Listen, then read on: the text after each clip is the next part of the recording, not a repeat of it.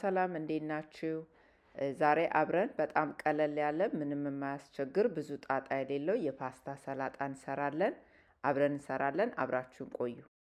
ይህ የፓስታ ሰላጣ በጣም ቀላል የሆነ በቸኮልን ጊዜ እንደ አይነት ሊደርስልን የሚችል ወይም የሆነ ቦታ መሄድ ካለብን ምግብ ይዘን መሄድ ካለብን በቀላሉ የምናደርሰው ነው። ምንም ጣጣ የሌለው ብዙ ነገር የማይጠይቅ ምንም የማያስቸግር ነው። እንግዲህ በመጀመሪያ የፓስታ ሰላጣውን ለመስራት ፓስታውን መቀቀል አለባችሁ። እኔ የተጠቀምኩት ይህንን ትሪዮ ከለር የሆነ መኮሮኒ ነው። እናንተ የምትፈልጉትን አይነት የመኮሮኒ አይነት የፓስታ አይነት መጠቀም ትችላላችሁ። ስለዚህ የምትቀቅሉት ፓስታ እላዩ ላይ ባለው መመሪያ መሰረት ነው። ምክንያቱም ተመሳሳይ ነው። ያው ብዙ ፓስታ ስንቀቅል ውሃ ጥደን ዘይት ጨው ጨምረን ውሃው ሲፈላ ፓስታችንን እንጨምርና ከ7 እስከ 10 ደቂቃ ወይም ከ5 እስከ 7 ደቂቃ ነው የምናበስለው። እንደ ፓስታው ይለያያል፣ እንደ መጠኑ ይለያያል። ግን ያ ጠቅለል ያለ የፓስታ አበሳሰል ነው።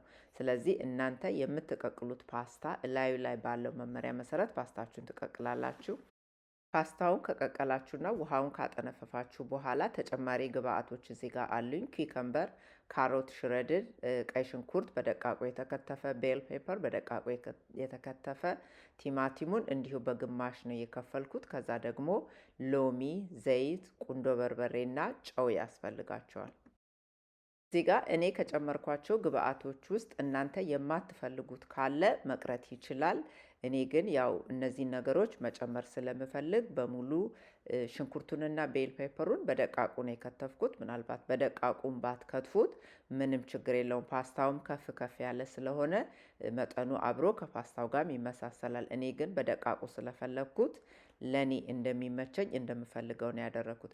ከዛ በኋላ እዚህ ጋር የምታዩት ሎሚውን ግማሽ ሎሚ ነው ያለኝ። በሌላ እቃ ጨምቄው ጨው፣ ዘይት እና ቁንዶ በርበሬ አድርጌ በደንብ ቀላቀልኩት። ፓስታው ላይ ሳደርገው በቀላሉ እንዲቀላቀልልኝ ማለት ነው። ከዛ በኋላ ፓስታውን ለመቀላቀል በሚመች እቃ ላይ ታረጉና ወይም ሁሉንም ያላችሁን ግብአቶች መያዝ የሚችል እቃ ላይ ታደርጉና ፓስታውን፣ ኩከምበሩን፣ ቲማቲሙን፣ ቤል ፔፐሩን፣ ሽንኩርቱን እና ሽረድድ የሆነውን ካሮት ትጨምሩና ከዛ ከላይ ደግሞ ያዘጋጃችሁትን በሎሚው ጭማቂ ያዘጋጃችሁትን ድሬሲንግ የቀላቀላችሁትን ከላይ ታፈሱበትና በደንብ ትቀላቅላላችሁ። ምናልባት ጨው የሚያንሰው ከሆነ ቀምሳችሁ ተጨማሪ ጨው መጨመር ትችላላችሁ። ይሄ በቃ በጣም ቀላል የሆነ ቶሎ ቶሎ ብለን ልናደርሰው የምንችል እንደ አይነት ከሌላ ምግብ ጋር መበላት ይችላል። በእንጀራም ብንበላው ምንም አይደለም። ቲማቲምና ኩከምበሩ ሌላ ጊዜም እንደምንሰራው ሰላጣ ነውና በጣም ቀላል የሆነ በጣም ቆንጆ የሆነ ተጨማሪ በጎን መቅረብ የሚችል መሆን ነው። እንዲሁ ደግሞ ብቻውንም ምግብ መሆን የሚችል ነውና በጣም አሪፍ ነው። በጣም ቀላል ነው። በዛ ላይ ደግሞ በጣም ፈጣን ነው። ምንም የማያስቸግር ብዙ ጊዜ የማይወስድብን ቀላል የሆነ በማንኛውም አይነት ፓስታ መስራት የምንችለው ነው። ይሄንን እንደዚህ ሰርታችሁ ሞክሩት። እንደምትወዱት ተስፋ አደርጋለሁ። ስትበሉት ጣዕሙ በጣም አሪፍ ነው። በጣም ደስ ይላል። ከዛ በላይ ደግሞ የተቀላቀለው የተለያየ ከለር ስለሆነ እንዲሁ ስናየው ራሱ ስናቀርበው ከለሩ በጣም ደስ ይላል። የተለያየ አይነት ፓስታ ስለተጠቀምን በዛ ላይ ደግሞ ቲማቲሙ አረንጓዴ፣ ሁሉም ካሮቱ መቅረት ይችላል። ግን እኔ ያው ካሮት ስለምወድ ነው። አንድ ላይ ሆኖ የነዚህ የከለሮቹ ውህድ ራሱ በቃ ሲያዩት በጣም ደስ ይላል። ስለዚህ እንደዚህ አድርጋችሁ ሞክሩ።